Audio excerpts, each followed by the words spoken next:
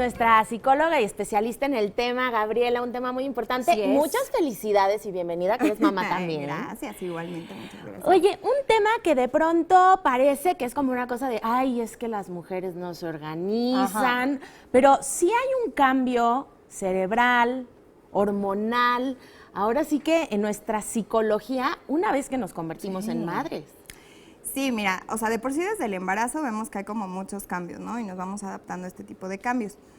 Sí sabemos que hay cambios hormonales, por ejemplo, muchas veces durante el embarazo, pues de repente llegamos a estar hasta más distraídas en algún periodo, ¿no? Sí, sí. Evidentemente los cambios hormonales se relacionan con los cambios en nuestro cuerpo que estamos viviendo en ese momento. Sin embargo, estos cambios también se relacionan ya después del parto, ¿no? Okay. Tenemos cambios en nuestro cerebro, o sea, químicamente, pero además, también tiene que ver, o sea, tanto a nivel de nuestro cuerpo, o sea, fisiológicamente, como complementado con con el contexto, ¿no? Claro. Que es que tenemos que estar atendiendo a un bebé. Entonces, es muy interesante este tema porque sí se habla mucho sobre como todo este tipo de conductas que tienen que ver, que se menciona el instinto materno, ¿no? O sea, que tenemos que estar atendiendo.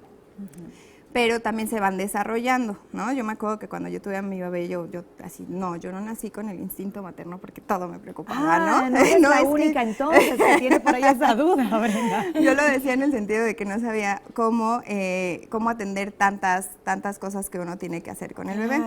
Sin embargo, sí es real que nuestro cuerpo hay como diferentes cambios. Sí hay, por ejemplo, al momento del parto, pues se liberan varias hormonas, ¿no? Y neurotransmisores tienen que ver, por ejemplo, la oxitocina y la prolactina, ¿no? Hace rato Irene nos hablaba de la prolactina. Pero resulta que la oxitocina pues nos ayuda a actuar ante el vínculo con el niño, ¿no? A las atenciones ante el bebé, pero también nos ayuda a reducir el estrés y resulta que esta es como una de las evidencias que se ha visto que no solamente es los primeros meses del parto, sino en general es algo que se mantiene, ¿no? ¿Cuánto tiempo está entonces el cerebro de una mujer produciendo? O sea, la oxitocina está en nuestro cuerpo, pero la maternidad per se, como tal, esta etapa, ¿hace que nuestro cerebro produzca más esta hormona? Precisamente para compensar todo el contexto caótico, porque sí es medio caótico.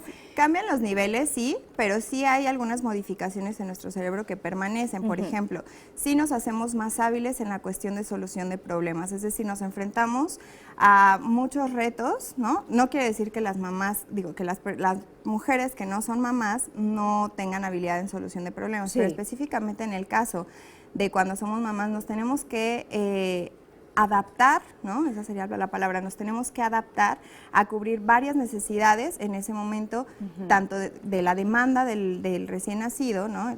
Después del bebé, o sea, ya más grande, como pues seguir con nuestra vida, ¿no? A nivel familiar, probablemente tenemos, o sea, puede ser que tengamos otros hijos, ¿no? El trabajo, etcétera, ¿no? Entonces, nos hacemos muy hábiles en esta cuestión de solución de problemas y lo que actualmente se conoce como multitasking, ¿no? Tenemos que estar, también tenemos como mucha información en mente que tenemos que estar como manipulando, ¿no?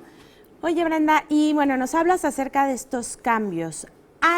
Y me queda la duda, si hay cambios en la forma del cerebro como tal, o hay cambios nada más de las conexiones o por las hormonas, o todas. Todas las anteriores. Todo tiene que ver selección con todo. Múltiple. Pero sí se ha visto que incrementa el volumen de ciertas áreas y esto tiene que ver también con el funcionamiento, con las vías que se van desarrollando, ¿no? Se van generando como ciertas conexiones, etcétera, ¿no?